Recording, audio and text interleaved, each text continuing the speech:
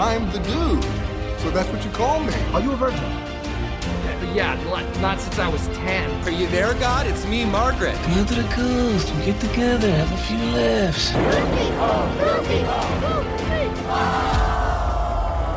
Gentlemen, you can't fight in here. This is the war room. Can I return it if it doesn't fit? It always fits.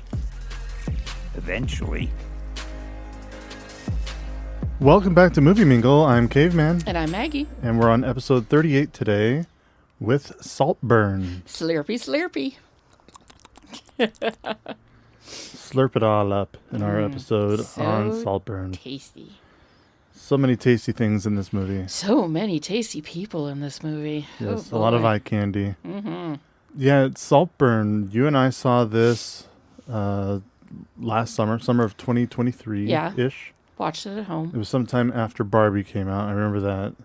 Because I remember being like, Midge? Yeah. Did this? Midge made this movie? Midge, you saucy Mings. Midge being the pregnant Barbie in the movie Barbie, played by Emerald Fennell. Mm-hmm. Yeah, she wrote and directed Saltburn. She also directed Promising Young Woman with Carey Mulligan. And Carey Mulligan, once again, is back in this one. With her sister from Pride and Prejudice, Rosamund Pike. Rosamund Pike, yes. Yeah. Rosamund Pike. And yes, I forgot that they Carey, were both Carey in Pride and Mulligan's Prejudice. in Pride and Prejudice. That's the thing that everybody forgets. Because she was sweet baby. She was a tiny child in that one. And so was Rosamund Pike. Yeah. I mean, she was very young in that one. You forget how young a lot of them were in that movie. Carey Mulligan, the same year, was also in Maestro. Mm-hmm. And her performance in Maestro was what made me like that movie. Because without her, I don't think I would have liked it. Yeah. I mean, there's a scene that Carey Mulligan has that made me just bawl my eyes out. It's interesting because Carey Mulligan has about 3 seconds in this movie. Yes, very short part. And she's killed off screen. Yeah. Or dies mysteriously. Yeah. I was kind of wondered what happened with her character. I think it was suspicious circumstances. Emerald Fennell also wrote Promising Young Woman. And she got an Oscar for Promising Young Woman for original screenplay. Good for her. She was also one of the main writers for Killing Eve on AMC. Never saw it, Never but saw I know it, it was but very popular. Yes, and that people hated the ending. Oh. That ending is so despised by the fandom. It's on a Lost level, but maybe even a little bit higher. People went just ape shit over the ending of that show, which is why I'll never watch it. Because I know that, it's just going to disappoint you? So much. Yeah. So I don't know how much Emerald Fennell had? Emerald Fennell. Fennell, excuse me. I don't know how much she had in the ending of the series. But, boy, people hated it. Another movie that Emerald Fennell has currently in the works is Emily Bronte's Wuthering Heights. Ooh, and it's going to be starring Margot Robbie. Oh, boy. Oh, boy. That's going to be a downer. I vaguely remember the story of Wuthering Heights, but I know it's not like a upbeat Pride and Prejudice one. It's like a downbeat, fucking Emily Bronte one. if I remember correctly. So it might be right up Emerald Fennell's alley after something like Saltburn. Whew. But whatever it is, I'll probably watch it, especially because she's directing it and Margot Robbie's starring. I mean, I'm going to watch it too. It's not like I'm not going to watch it. The music was done by Anthony Willis, who did the music for Megan, or Mithrigan, also Promising Young Woman. He also did the music for The Hive, which I didn't see, but I guess Sean Gunn's in it. Oh, cool. The music for Saltburn's pretty decent. I really like it. Yeah, no, there's some good moments that aren't, soundtrack moments. Anthony Willis also did a lot of arranging and did additional music for, not the composer, but did some arranging and additional music for Solo, Dead Men Tell No Tales, The Martian, and Cowboys and Aliens, and a bunch more. He's been working for a long time. Good for him. Cinematographer, which I think needs a definite shout out for this film, is Linus Sandgren. He was the same cinematographer that we talked about when we did La La Land. Mm-hmm. And he also did First Man, No Time to Die, the last James Bond one, and American Hustle, and Babylon, which Babylon also has fantastic cinematography, which might be the only thing Babylon has going for it. The cinematography in this film is great. It is just some of the fucking shots that are set up in this film. Like the camera usage, the lighting. Oh, fucking, absolutely. I mean, the whole thing, the set design is incredible. The costumes are incredible, but like the way it goes together, every frame is like a painting. It's so cool. No, I kept having to add. I wrote one line about the cinematography, and then throughout the movie, I kept adding to the line about the cinematography, the angles, the colors, not just the colors of the set design, but whether they're shooting on location, you're using real sunlight or sunset light. The opening shot where he's walking through the college, and you get this snippets of conversation of kids and parents, and some of them are weepy and I love you and I'll miss you, and some of them are like, God, Dad, you're pissing me off, why can't you just leave me alone, it's my life now, blah blah blah. And he's just walking by himself alone the entire time through just that long one shot through and into and through the college is so cool. And it's so clever, especially with the snippets of dialogue that you pick up, which kind of further set the story that he is sad lonely boy. He's a sad London lonely boy because he's all alone and you're just surrounded by people. He's like the only person that really seemingly is by himself, and it's very smart. Yeah, another thing I like about that opening shot, not just that it's a oneer and just showing you Oxford, but the way it starts when the title screen pops up with the music. Yeah. And then the music just keeps playing, but the screen's pretty dark as it's looking up at the sky and starts panning down to Oliver.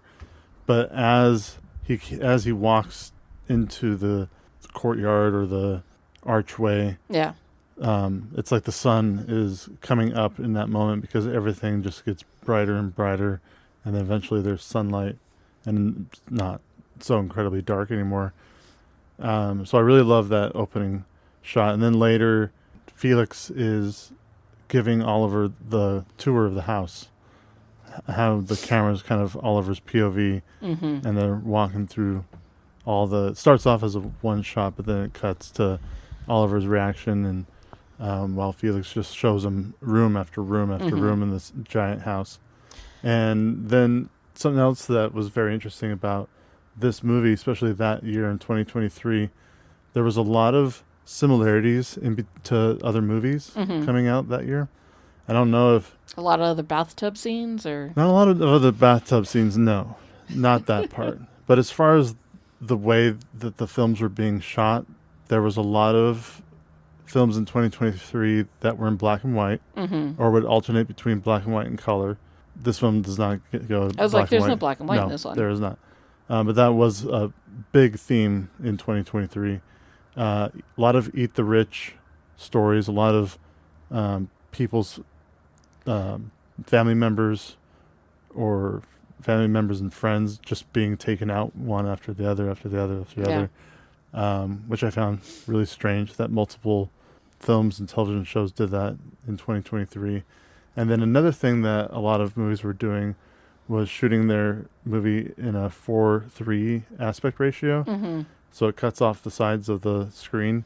And, every filmmaker has their reasoning for these choices, whether it's just the way they're seeing their film.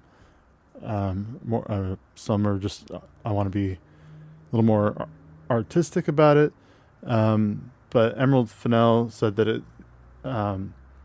it gives the audience the impression of peeping in on something they shouldn't be watching, especially when you get to a bathroom scene. Yeah, because it kind of looks like you're looking in through a window, right. almost. Yeah.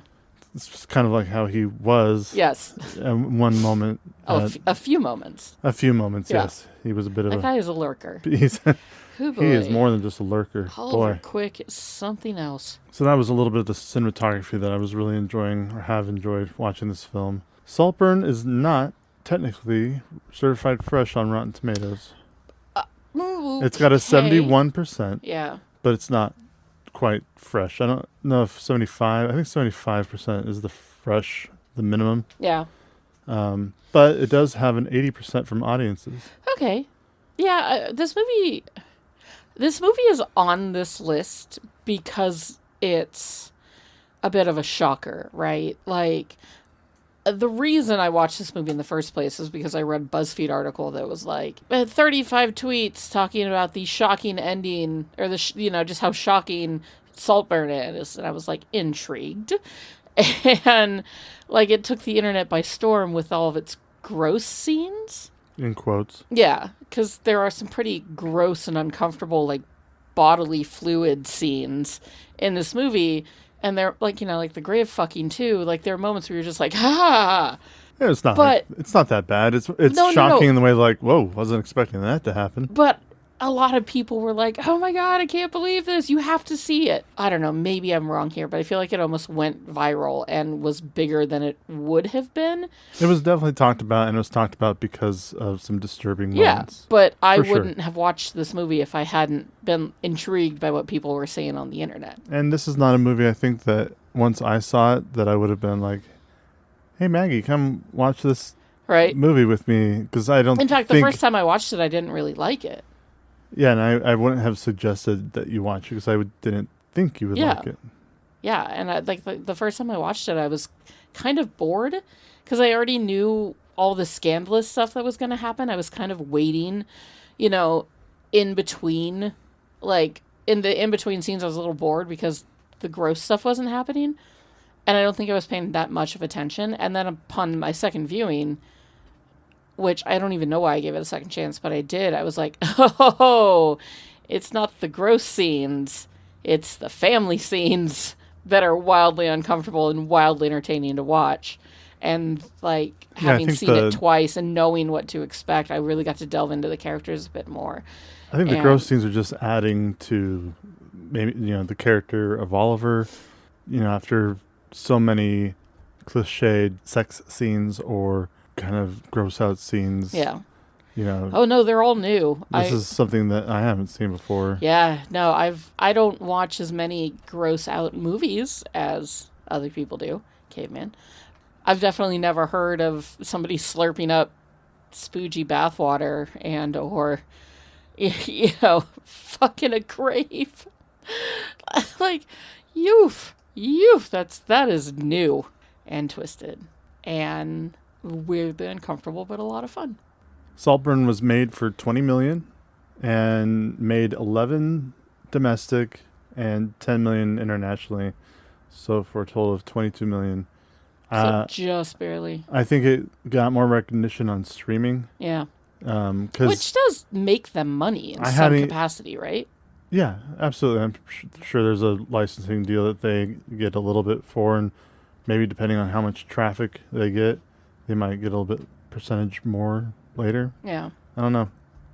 Something like that. I mean, giving your movie to Amazon, Yeah. which it's been on Amazon ever since it came out, after it left theaters. And you have to, so it's exclusively to Amazon Yeah. for this time being. Yeah, for a good long time Yeah. now.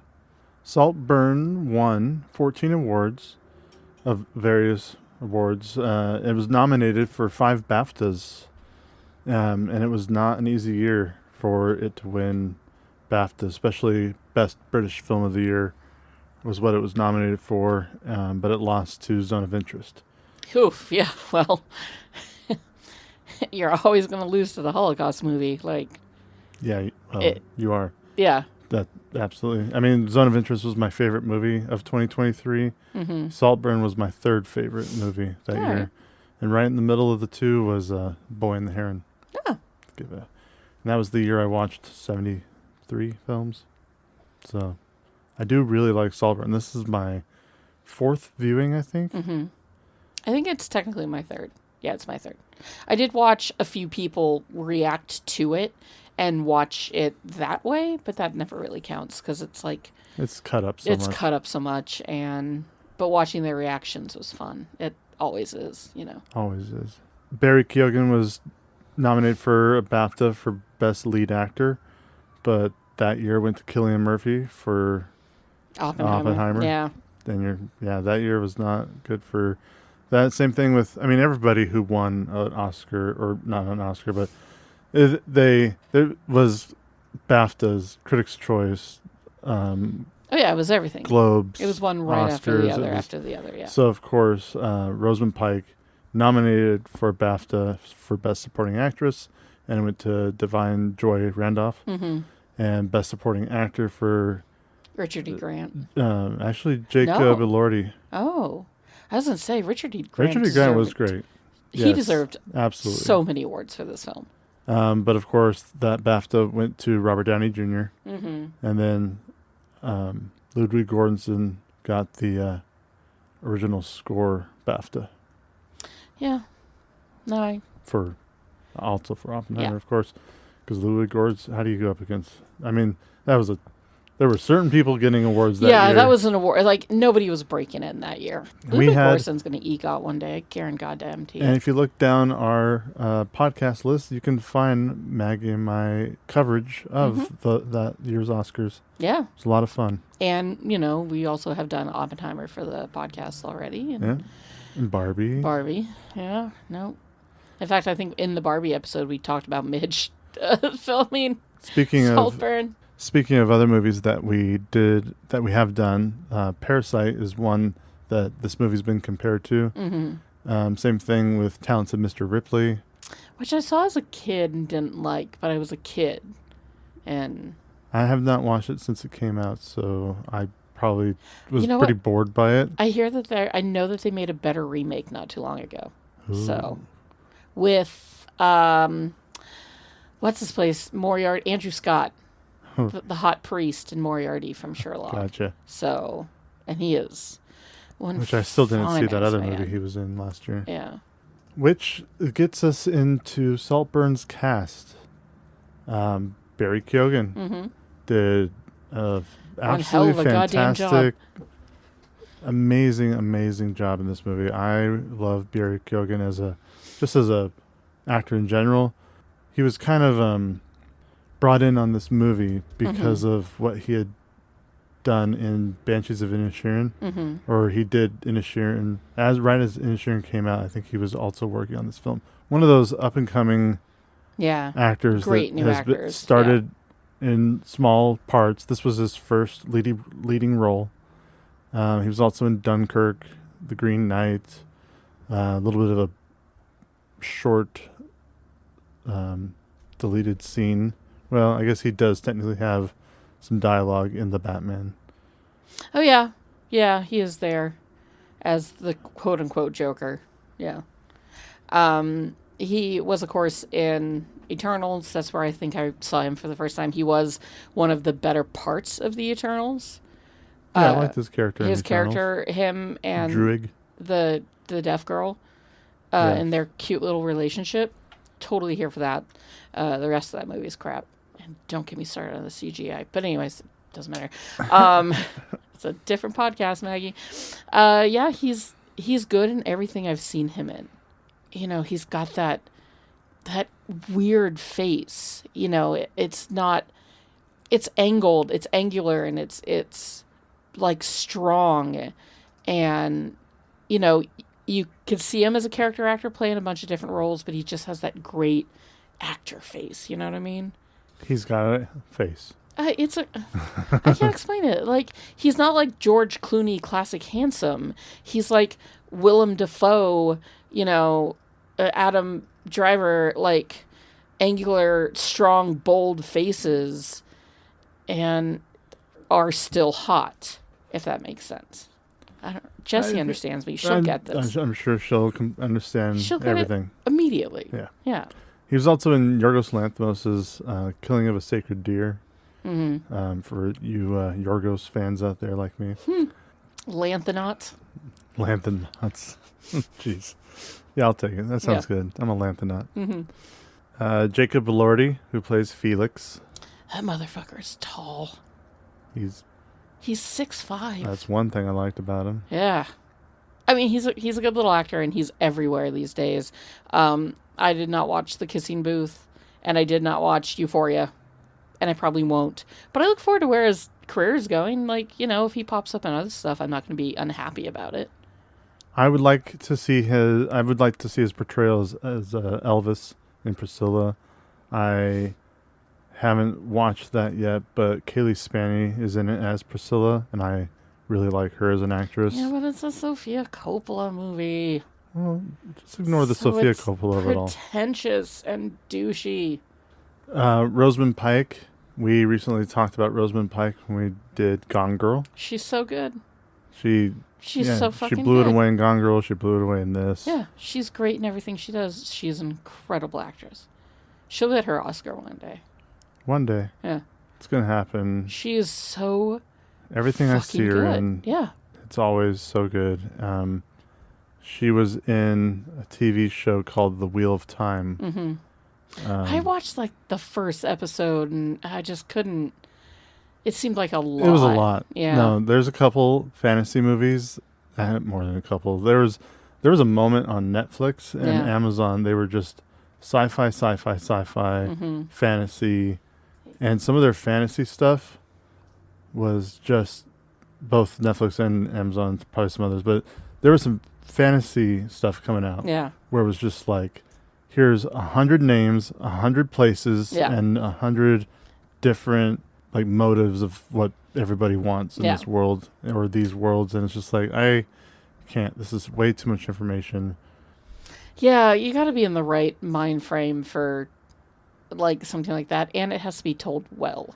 Well, and that's the thing. Like when I first watched Fellowship of the Ring, before I had read the books, just Fellowship of the Ring for the first time, it's pretty easy to stay on target with really exposition it's stuff. real succinct and straightforward. Like And they've got a lot of story to tell. They know it. They don't fuck around. They get into it. And then we have Richard E. Grant. Oh, the best. Just the best. He's so good in everything. I'm always happy to see him. You know. Sure. Like you're never like, oh, Richard E. Grant's in this. Womp womp. He's just the best. I think one of my earlier memories of Richard E. Grant was probably in this crazy 90s movie called Hudson Hawk with Bruce Willis. I remember Hudson Hawk. Yeah, that's a fun one. It's like a goofy take on like a 40s movie or something. Like they tried to redo like a screwball 40s adventure film, and it was a lot of fun. He was also in Gosford Park, which I think I only saw once. Yeah, I just remember, that was one of those things that came out when I was a kid, and I just didn't really care that much. Yeah, I just remember Ryan Phillippe is in it. And then, of course, he played Loki in the Loki show in a couple episodes as an alternate Loki. Just the classic Loki. Yeah, classic Loki outfit. He has that beautiful moment at the end. I loved him so much. I also like the idea that Tom Hiddleston turns into Richard E. Grant, because either way, Boner City. Great actor, and he's been, working since the 80s. Always happy to watch. Yeah, he's fantastic. Showing up in something. Yeah. You got Archie Madowicki, who I first started watching him in the Apple TV Plus show called C. Yeah. He plays plays a character named Kofun. Him and his sister are the only people in this world that have sight. Everybody else is blind.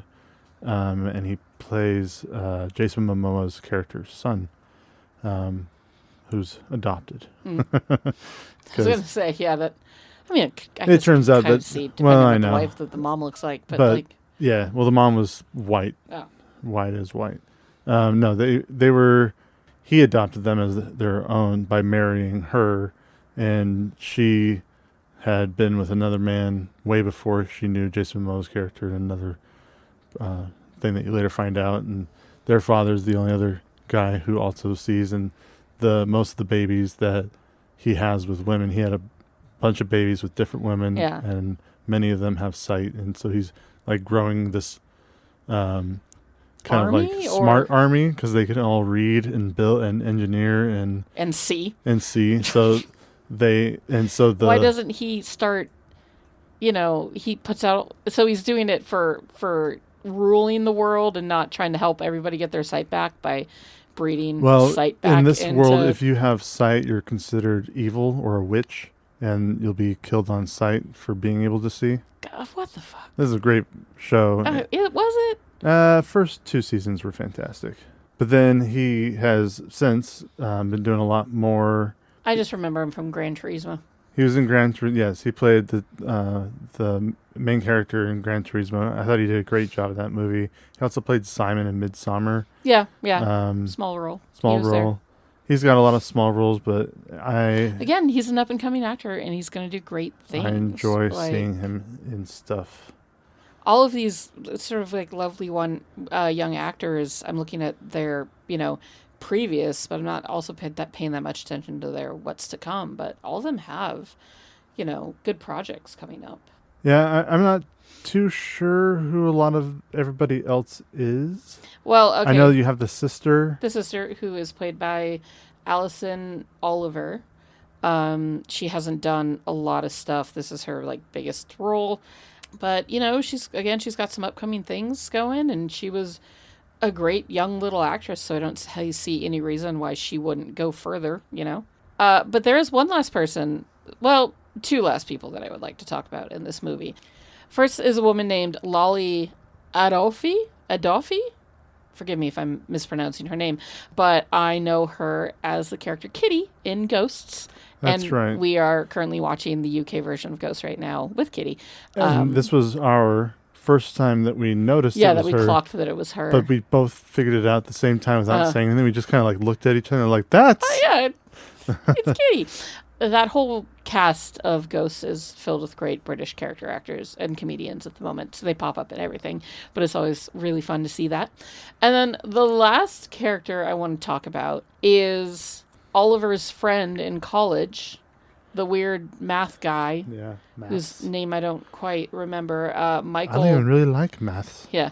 Michael Gavey is played by an actor named Ewan Mitchell? Yeah, Ewan Mitchell, who is also Prince Aegon Targaryen in House of the Dragon. That's right. God, he's such a dork in this He's such a dork. movie, and he's so maniacal and evil in... Yeah. Although he House of seemed Dragon. pretty maniacal in this as well. His character is straight up a serial killer. Well, yeah, especially... his character is so fucking creepy and weird. Somebody he's gonna have the last straw of that one girl not knowing her times tables. It's kind of bonkers how just I knew he looked sadistic familiar. this character is. And so it's funny that dweeb goes on to play Aemon Targaryen, which I don't watch House of the Dragon sadistic. because I just don't care.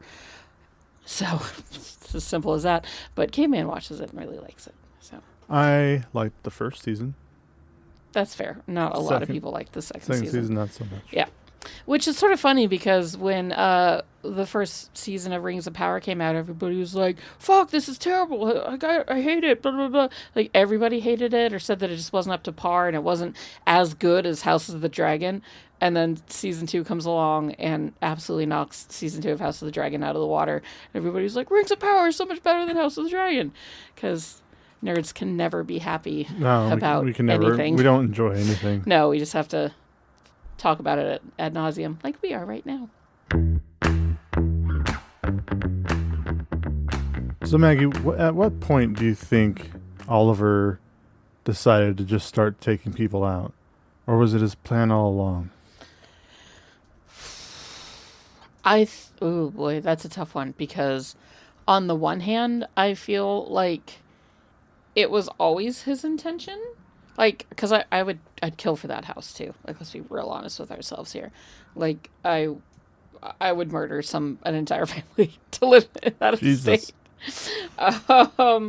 So I don't know if it was There were so many parts where it seemed like he was he wanted a friendship I think he with was genuinely in love with Felix. Felix. Yeah. Like he's like, oh, was I in love with Felix? No, I wasn't. And maybe I was, or maybe I just hated him, or blah blah blah. But I think he is genuinely in love with Felix. I think there's a Felix. part where I think there's a part of the movie where he is in love with him or infatuated with him, not just his life and what he gets to. It could be when his secret is divulged. Like Right. once Felix finds out that, Oliver's been lying the whole time, I wouldn't be surprised if that was the moment he was like, I've got to kill him. Because he didn't want his family to know. And then after he kills Felix, he just was like, well, might as well just make the daughter commit suicide. Yeah, I don't know. I think that, And then the dad died of like a broken heart. well, I mean, natural causes eventually. I guess he was getting old. That's another Yeah. thing. So this movie starts in 2006. Yes. Later on, when they're at the house, I'm guessing the school year was 2006, like the fall of 2006. Yeah. And then it went into their summer Yeah. because then when they're at the house for summer vacation, they're all reading The first Harry Potter. they're reading the seventh one because the Deathly Hallows came out in July 2007, and it was a popular enough series that more than just children were reading it. I guess I wasn't paying attention to which Harry Potter book they were actually I was curious reading. what it was because the cover looked very new, Yeah. but not the one that came out in No, America. It So was, I'm guessing it was that's the the British version. cover. Yeah. Anyway, so that was just some weird thing. But then there must have been a time jump once Oliver's completely kicked out of the Yeah, house. there is. But I thought it was just like a year or two or something. No. But everybody's wearing. There's like a handful of people who are wearing masks. Yeah. And so that leads me to believe it's probably like 2021. That's how I took it, was that like it jumped to current 2022, probably The 2020. movie came out or was filmed in 2022. Yeah, So it could have so- still been that. Yeah. That's a big jump. But Barry Keoghan's character looks older. When Elsbeth sees him, she's like, you've grown up. Right. I So I could tell assumed time. that it I was always like assumed time had gone by, but I wasn't putting together the context clues. 2007 to mask wearing. Yeah. This time I was just like mask. There was quite a few extras in the background with masks. Yeah. So I think it's And- supposed to be, it was supposed to be modern to when it was filmed. And then the other thing I was wondering was Carey Mulligan's character murdered or just I always assumed it was a suicide. yeah, that's what I assumed. I think the first time I watched it, Yeah. or probably even the second, third time I watched it. But Because when Elsbeth says she'd do anything for attention. right, Yeah. I was just curious if, depending on how much of a mastermind Oliver was, if he went and he saw every single person he needed to get rid of, Yeah. including Felix's girlfriend, and like he said all the perfect things to make her first jealous, Yeah. and then not just hate Felix but also hate Oliver, Yeah. and just be out of the picture. It's like every she step he also- made was getting another person out. But she was also cruel to him, and that was something that he overheard too. Right. He didn't take to people being mean to him. Yeah, I don't know. I always assumed that he was definitely helping Elsbeth figure out that it would be time to get rid of Carey Mulligan's character, because when he's like, well, no, because it took place after she had left, but still, he questioned her validity, right? Right. I think he saw that they were trying to push her out and just capitalized on it. That and scene when they're all so happy that she's mentioning she's going to get a flat somewhere, and they're Yeah. like, "Oh, thank God, that's wonderful. We're so happy for you." Well, Yeah, I could stay if you really want me. Oh no, please don't. Not on our account. for me, that scene is more uncomfortable than the bathtub scene. Just the awkwardness The of kicking somebody awkwardness out of of your house. kicking some and being like upper crust white British people who have a hard time just expressing what they want to express, which is, you've overstayed your welcome, please leave. They've Yeah. got to like bounce around it and, oh darling, oh don't you think it would just be lovely if you just were to find a little flat? Like wouldn't that be lovely for you? I mean, like of course I want you to stay. Oh, I can stay. Oh no, please don't. Like you should go. Like just that uncomfortable, like, oh, it's so cringy and I love it. They don't want to feel uncomfortable ever No. in this movie. No. Anything that makes them feel uncomfortable, they have very visceral reactions to. Yes, and they suppress and or literally throw up because of. I mean, just Barry Keoghan, when Oliver was doing karaoke, and Rosamund Pike's character is just like, oh, he's a terrible singer. And I think they was were so all turned off by that. Very turned off by the song choice, too, because the song is all about... Oh, yeah, like paying my rent. Yeah, support me. Thank you for supporting me. And, yeah. Well, that was Farley. Farley's such a dick. I am really sad that Farley doesn't meet a grisly end. I mean, I know that he gets kind of kicked out of the family, and disowned, which does suck for him, because I know that I don't think he's well off in, the States, per se. I don't think he's well off at all. But that's the kind of guy that will bounce back.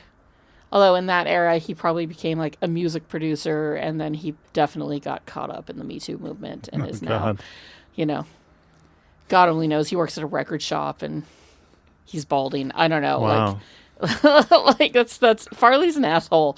And it's a pretty easy trajectory there. It's not like he becomes a good person. None of these people are good people. But and then I was also thinking that even if Oliver, after he was found out, when Felix found out that he had his mom and dad were still around, they were loving parents, just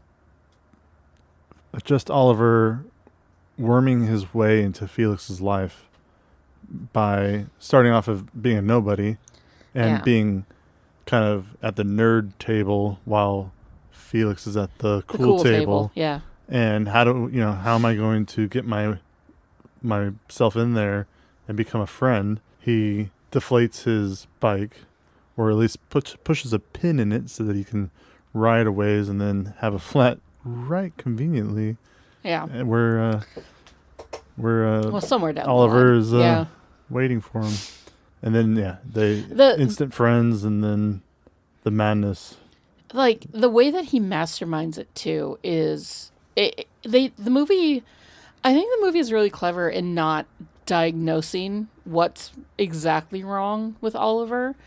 Or there's never a moment. His motive is never. He never tells anybody his master plan or what he's doing all this for. Kind of does when he's talking to Elsbeth in the bed. All that exposition, or not exposition. It's more just.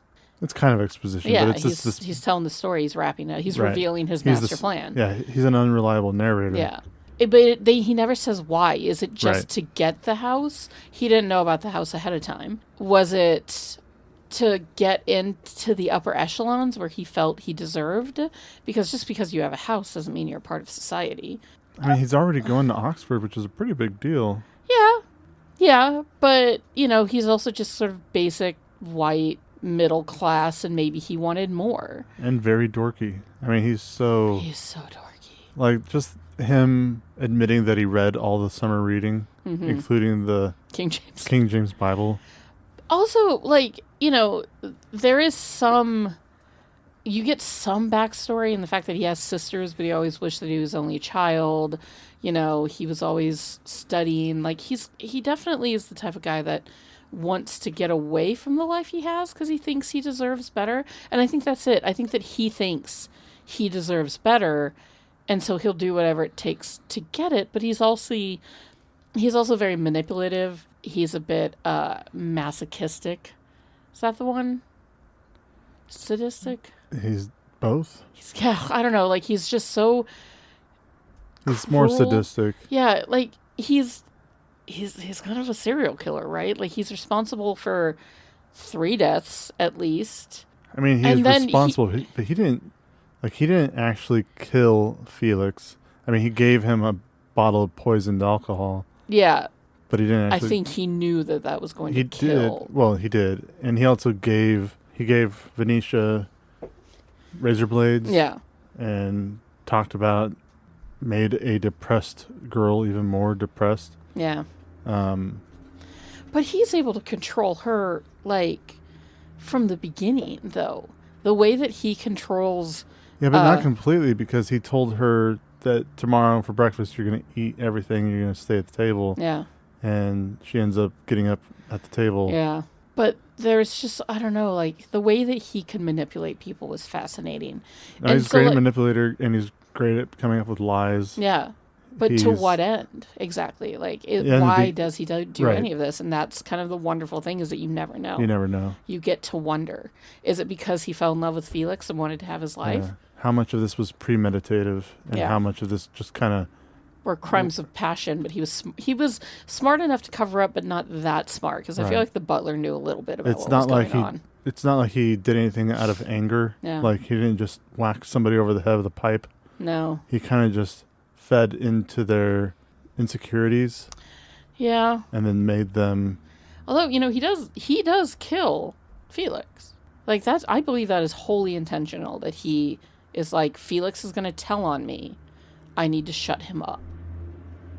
Like I said, I think that he decides that Felix needs to die as soon as Felix discovers the truth about his backstory. Well, Felix said that he wasn't going to tell anybody. Yeah, but he was going to tell somebody. Eventually, sure. I guess he just said that he wasn't going to tell anybody until after the party.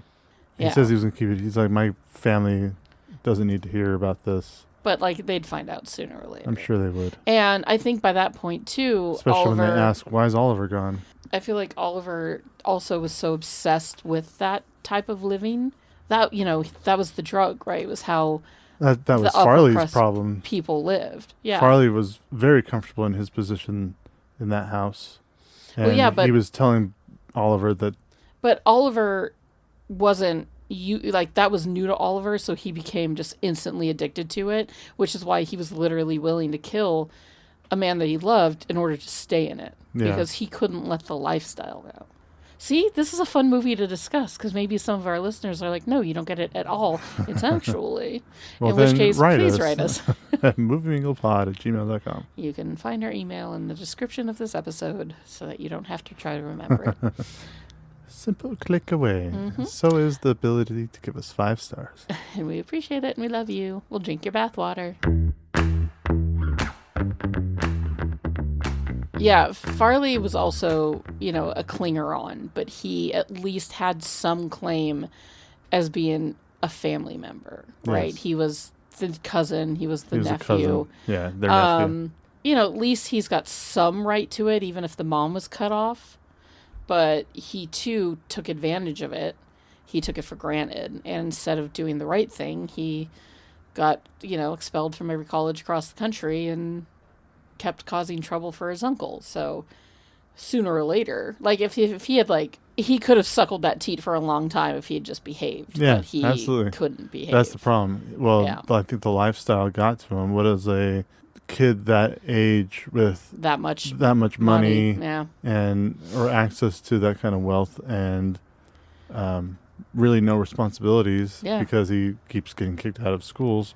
You're going to party, you're going to do drugs, you're going to drink in excess, you're going to blow the teachers or whatever he got kicked out for, and it's not a sustainable lifestyle, and that it goes to prove for all 3 kids that they're not capable of surviving that lifestyle, and it kind of remains to be seen whether or not Oliver is eventually, because he got the estate and probably all the money, but does he take care of it or does he fuck it up? And I guess, does he get all the money or does he just get the house? I want to say that I think she signed over everything to him. Gave everything to him. Yeah, you can kind of tell by the butler. The way the butler's just like, fuck. Dude, this is not good for me. Yeah.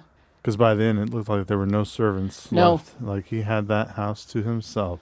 And I too would dance around that house naked if I had it to myself. If I had that house by myself? That house? Yeah. It makes me wonder. I'd be streaking across every room. What did Granny's ghost think of all this? Granny's ghost. Because at one point when Felix is giving the tour to Oliver, he's like, "Oh yeah, this is Granny's ghost. Sup, Granny?" And I was like, I just would love the idea of a ghost just hovering above this guy and like, "Get out of the bathwater!" Like, basically Lady Button, "Get out of the bath! What are you doing? Oh, that's outrageous!" If it was put some clothes on. The ghost version of Saltburn. Oh man! Oh, it would the be Lady so funny. Button of Saltburn. Yeah, Lady Saltburn. Oh my heavens!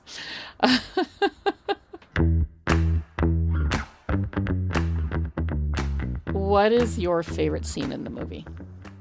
Favorite scene in the movie. And I can talk about mine if you won't need time to think about it. I might have it, but I need to think about other scenes first before I say what it is. So you go first. My favorite scene in the movie is when they're having lunch after Felix has died. Mom and, the mother and father are just desperately trying to keep things normal because that's literally the only thing they know how to do is now it's time for lunch. You have to go have lunch, right? They're not being insensitive to their son. They're so numb, don't know what to do. They just go through with the daily ritual. I liked the idea that the meal that they were eating looked burnt almost. Like if the staff themselves were so distracted by what was going on that they didn't, take care of anything properly. I love everybody at the table has a different reaction to different things when they close the curtains because the body's being wheeled by, and like it all kind of just swells into Rosamund Pike's character throwing up. The sister just dumping wine down in all over the coffee or all over the table, and then all down the front of her. Farley just freaks out and ends up getting kicked out. And the dad is just so desperately trying to keep things normal because that's all he knows how to do. Like the red lighting, that whole scene, how everybody acts, it's just brilliant. I think that's such a masterclass of a scene. And yeah, I just love how it's played across the board. I think it's really beautiful. My favorite conversation eventually in the film is the conversation about font on the on the gravestone. What font did you choose? Times New Roman. Times New Roman. It'll look nice. Like that part cracks me up every time because it's so uncomfortable. But yeah, no, the lunch after Felix's death is it's just genius. So there was a couple scenes, and I don't know which one's my favorite. One of them is kind of I love the one shot, the opening. I thought that was really well done. But other than that, it's kind of a montage in a way. It's a bunch of clips together of just them enjoying their summer vacation together. Yeah, I love that scene. It's when MGMT's Time to Pretend is playing in the background, and they're just hanging out as friends. Yeah, and I love the cinematography in all those clips. And then the other part that I had might be weird for everybody, but I really do like the scene of him on the grave. Oh, it's so good. The grave. The site. grave fucking. Yeah, the grave fucking. And it's not because he's fucking it. It's just the way it's shot. It's a little because he's fucking it. It's a locked camera position, and he just starts by kneeling down at it, laying on it, crying at it.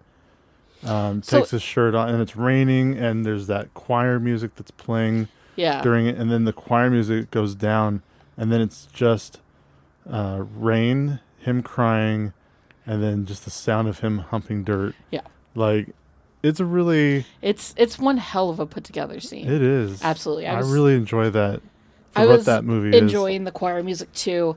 Like, I just think that it's such a clever scene, because he improvised that. It didn't call for that. And he took it that far, but, he trusted his director, and his director trusted him, so they closed the set down and went after it. And I think that without that scene, maybe this movie doesn't get as watched as it is. I don't know. I was curious about the grave fucking scene. I was curious about the bathtub and the grave fucking. Like, I was like, I want to see that. Is that what everybody was talking about? Everybody was talking about that. Not the eating out? And the eating out, too. But the bathtub water and the grave fucking were definitely the more talked about ones. After he's done eating her out, he goes and takes a bath, and he goes under the water. And he's just got blood all over his kind of chin. like, but it almost looks like a red smile in a way. Mm-hmm. There's something, man. The cinematography and the shots that they choose to do, the way they set things up, the blurry foregrounds with focused backgrounds is really interesting. I will say one thing about the grave scene, though, is I was watching it and I was just like, where is everyone? This is at a church in the middle of in the day, right after a funeral. Nobody was out there to see this? And also, when he's over the grave sobbing, who's he crying for? Is he crying because he had to kill Felix? Is he crying because Felix is dead? Is he crying because he actually got away with it? Is he crying because he did it? And like you don't know, and it can be interpreted in so many different ways, and that's why this movie's kind of fucking brilliant. Like, but there's not at one point a priest that was walking past the window and had to do a double kick. What on earth is he doing out there? I say, what are you doing to the dirt? is that man humping the dirt? Ooh, I like that. Yeah, I had written down, I was looking at my notes, and I noticed I'd written down that scene you were talking about when Felix's body was taken away and everybody else is having lunch. Mm-hmm. And I just wrote down, because I wanted to comment about just how the black and redness of that room, just how, the whole movie's kind of on the darker side. Yeah. But then there are some light, and the golden hour shots that they took of just the sunsets and that light just being on the side of their faces. Just the lighting when it shows the maze, the hedge maze, and Felix is in the middle of it dead, and like that imagery of everything, and then the shadows of everything, the way that the shadow of the Minotaur is kind of hovering over the body, like it's so clever. This really is like a well done movie. It's a lot of fun. And at first, like I said, I just kind of took it as being like, no, all right, well, it's a gross out like horror comedy or thriller, but it's not. It's layered, and it's really kind of magnificent. So something else that I wanted to look up, because I was unsure about the symbolism, because there is symbolism in so many movies, and it's a lot of times it just goes over my head. So I gotta look these things up sometimes. But I wanted to double check about the Minotaur in the middle of the maze. Mm-hmm. So it was obviously the Minotaur from Greek mythology, who's kept at bay because he's trapped in a maze. Yeah. And it's also about the story of Icarus, who flew too close to the sun. Mm-hmm. And Icarus dies in that story. Felix is wearing wings when he dies. Golden wings, no less, yeah. At the feet of the Minotaur. And that's how Icarus dies, right? Like, does he just plummet to his death, or does he plummet back into... I thought he plummeted to his death because his wings melted. Yeah, but I always thought that they were trying to escape the maze. Maybe I might be getting my stories mixed up. It's been a hot second since I've studied a lot of mythology. Oliver is the Minotaur because he's got horns. Yeah. And so the Minotaur, so good in that. The Minotaur kills Icarus. The costuming is so fucking good. But I will say that as I was watching this movie, all I could think was, after this and The Shining, there will never be a hedge maze in our home. Yeah, no hedge mazes allowed. No. You're either going to freeze in the middle of one, or a Minotaur is going to kill you. Yeah, so either way, we're just going to shut that shit down. Yeah, don't play. It's like Ouija boards. Yep. Just don't play with them. Just don't play with it. Just tear it out, put it in a pool. We already know what's going to happen. Yeah. There's another theory that Oliver might also be Theseus, because he kills the Minotaur, Felix, and becomes the king of Athens, which is Saltburn. Supposedly, Emerald Fennell had said that the film is a coronation of an anointing of a new king. The Minotaur Theseus myth also discusses how sacrifices are made repeatedly, and the film has one new plaything each summer, this time being Oliver. It's an interesting one. Yeah. I like the Icarus Minotaur thing with Felix being Icarus. I couldn't imagine living in a house like that. Like a house that big, that many rooms, that many hideaways, the giant like lake/pool that they had. But yeah, no, it's it's a fun film. It's well acted. I really enjoy the story. So we may as well just get into the ratings. I feel like if you haven't seen Saltburn yet and you've watched or listened to this whole podcast and you're like, what the fuck are they talking about? It's worth a solid, it's worth a watch. It's delightfully fun. And I think that it's definitely a movie that will always be interpreted in different ways. And so for me, it's more than anything sort of like a dark family comedy. That's like wildly twisted, but for me, it's the family that I like the most about this movie. It's all these different characters and their different roles and personalities. And so it's not a gross out film. For me, it's like watching this family get picked apart one by one, like by a wolf, this family of sheep getting taken out one by a wolf, and I thoroughly enjoyed it. Real fast, I wanted to talk about Sophie Ellis-Bextor, whose song is used at the very end of the movie. Murder on the dance floor. Murder on the Dance Floor. She killed like Pentagram. DJ. The song came out in 2002, and just like, what's her name? Kate Bush is running Kate up the Bush hill. is running up the hill. How Stranger Things gave that song a boost. Yeah. This song got a big boost. Yes, it did. On not just Spotify and Apple and stuff, but also into pop culture. Well, used a lot on TikTok. Yeah. It became a pop culture song. It's on my playlist. It plays at my job a lot, not just me either. Like, it's on other coworkers' playlists, and when it comes on, we all kind of dance around the job and sing along to it. It's a great song. It's a banger of a song. The music in general is pretty good across the board. I just love when a artist can get a second wind from a song because it's used in some sort of media of any sort. And it's nice to see old hits of any sort, whether it's TV shows, actors, stories, or even if it music. wasn't a hit at the time. Yeah, like Running Up That Hill was not a hit until Netflix. But it's nice to see people appreciate like stuff that's already there that they just don't know about. Not everybody has the classic musical knowledge that I have, because I had a dad that taught me all about music from the 40s all the way up to the 90s, right? And every genre and also different sorts. So in other words, like, I know a lot about music, and you do too. Some people don't. And then they watch a movie and they hear a song and they're like, fuck, that slaps. Who is it? And then they get into it. And I think that that's great. It's, it's using art to uplift other art, especially stuff that is your favorite. So I love it. I think that's really cool. It's a great song. Absolute bop. It's been stuck in my head all afternoon. In the murder and dance floor. No, it is a great DJ, song. gonna burn this goddamn house right down. So Maggie, yes, what would you give Saltburn out of 5 stars? I'd give it 4.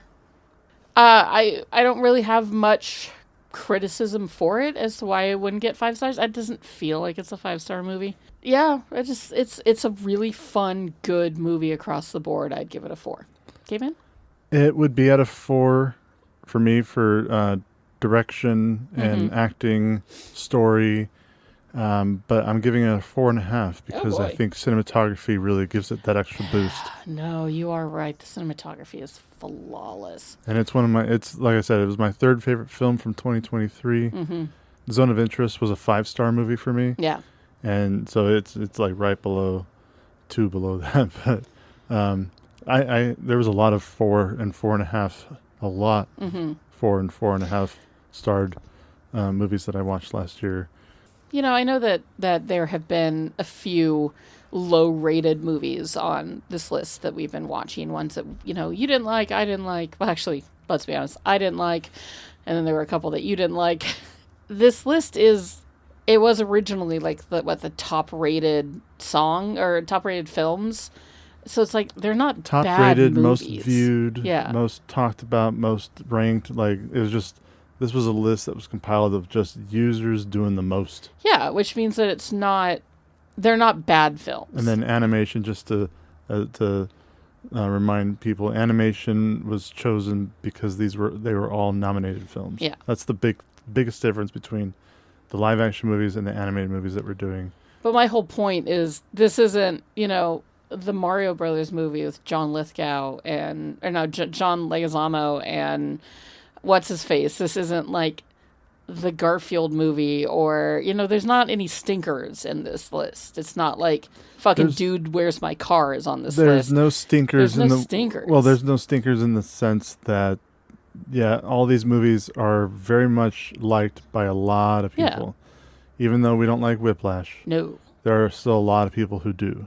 I don't get it at all. Good for you, I guess. I guess have fun with it. Whatever. They can have it. Oh, I just can't. I just say that because I feel like some of our ratings are always kind of high for the most part. Sure, they are. But it's because these are good fucking movies. They're good movies. And Saltburn's a good fucking movie. Well, yeah, I mean, maybe season 2 of our podcast will do nothing but stinkers. Oh, no. That would be very much unfun. That would be really hard to get through. I was thinking like... You ready to watch a terrible movie today, Maggie? No! But that's why we also do bonus episodes of ones that we just like that also aren't always highly... Well, no, we do choose them because we like them. Yeah. I don't think we've have a single bonus episode that we've given less than 4 stars on. Well, no, I think you and I were both very critical about the American Death at a Funeral, but that's a different case. Because we were comparing it to something that we really like. Yeah, and because it genuinely wasn't that good of a remake. That's right. Because they just murdered the characters. Yeah. You definitely should listen to that one if you haven't. Saltburn, it's a delight. So, Maggie. Yes, Caveman? I have 2 questions for you. Hit it. Wipe clean this world, and we will lead those that survive into a better one.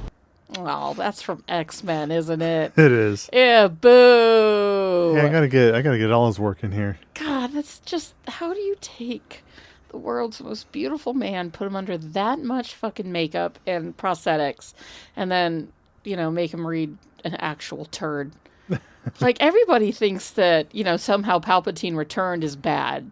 But every line... Have you heard every line that Apocalypse says? Every line that Apocalypse said is so bad. And yet he does his best. He did his best for what he was given. Yeah. I mean, I still would have hit it like a train. Oh, my God. But, it's just the... And it's not even what the Apocalypse from the comic books looks like either. You would have liked his character from his Apocalypse if they had done it comic book accurate. Just these big, pouty, fat, purple lips. Yeah.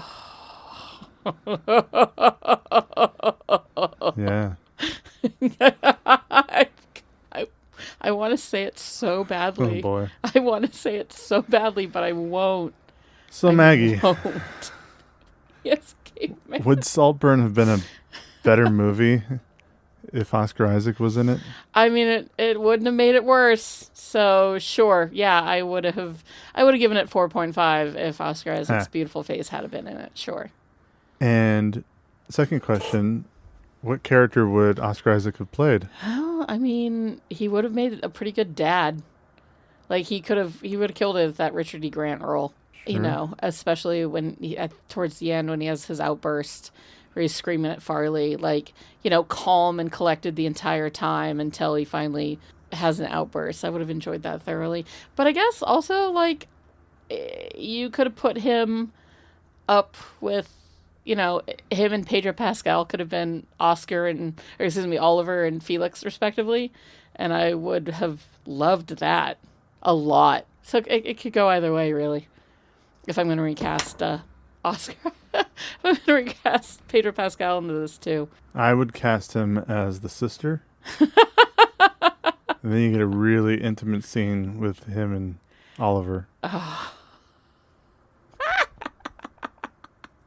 Barry Keoghan and Oscar Isaac and oh boy. Yeah, I mean, you're thinking about it, aren't you? Yeah, and Moment like, talk about big purple lips. And that has been this week's episode of Movie Mingle. We hope you enjoyed slurping it up as much as we enjoyed making it for you. It was going to be gross, decided against it.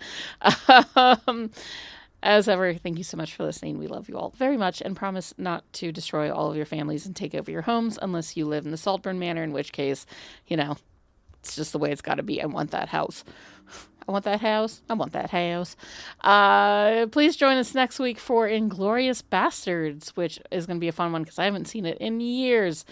And it's another Tarantino, so we'll see how much feet we've got in that particular movie. Until then, you can always find us on Instagram, Threads, and Letterboxd at MovieMinglePod, on YouTube at MovieMinglePodcast, and you can write us at movieminglepod@gmail.com. Again, feel free to rate us 5 stars and throw in a review or not down into the old podcast wares, because why not? It would be nice to know what y'all think. Yeah, feel free to tell your friends about it and let other people know that, like, hey, if you like movies, I've got this dorky podcast that you should listen to. We deeply appreciate it. Until next week, go out, find your crew, maybe don't fuck any graves, and go mingle. Bye! Are you an effective team? We are an effective team. Let them fight. How did you just do that? I'm a really good lawyer. Here on Caladan, we've ruled by air power and sea power. On Arrakis, we need to cultivate desert power. Welcome, Mr. Beach. What's that bar? I'm a little confused. Well, we wouldn't want that, would we? I don't want to brag, but I will. I was in the Avengers. The Avengers? Yeah. That's great. Thank you. What is that? I'm gonna make him an offer he can't refuse. Toga, toga, toga, toga, toga, toga.